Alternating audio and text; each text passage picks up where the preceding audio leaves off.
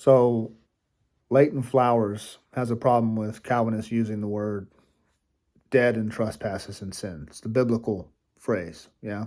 Because, according to Flowers, we're still walking around, we're still moving, we're still thinking beings, so Calvinists get it wrong with the use of the word dead.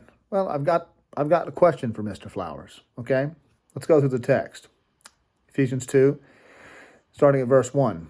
And you were dead in the trespasses and sins, in which you once walked, following the course of this world, following the prince of the power of the air, the spirit that is now at work in the sons of disobedience. Notice the spirit that is at work in the sons of disobedience, among whom we all once lived in the passions of our flesh, carrying out the desires of the body and the mind, and we were by nature children of wrath, like the rest of mankind. But being rich in mercy, because of the great love with which he loved us, even when we were dead in our trespasses, made us alive together with Christ. By grace you have been saved, and raised us up with him, and seated us with him in the heavenly places in Christ Jesus, so that in the coming ages he might show the immeasurable riches of his grace and kindness towards us in Christ Jesus. For by grace you have been saved through faith, and this is not your own doing, it is the gift of God.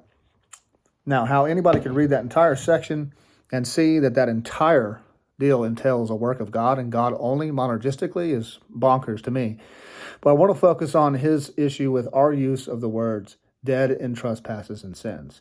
Again, antithetically, he would imply we're not dead, we're human beings, we're moving around. Here's my question, Mr. Flowers. He says, let's see here, verse 4, but God being rich in mercy because of the great love in which he loved us, even when we're dead in our trespasses, made us alive together with Christ. So, aren't we all alive right now? To use your argumentative positing, we're already alive now. Everyone's walking around. We're all alive, So what kind of life is being spoken of there? Yeah? Would you agree that it's spiritual life? Yeah, because if you would, and I think you would by default have to understand when we say dead in trespasses and sins, we're talking about spiritual death. So you can't use alive together in Christ with spiritual life if you're not going to be willing to understand that we're using spiritual death for death in trespasses and sins. I'm curious to know what he would say about that.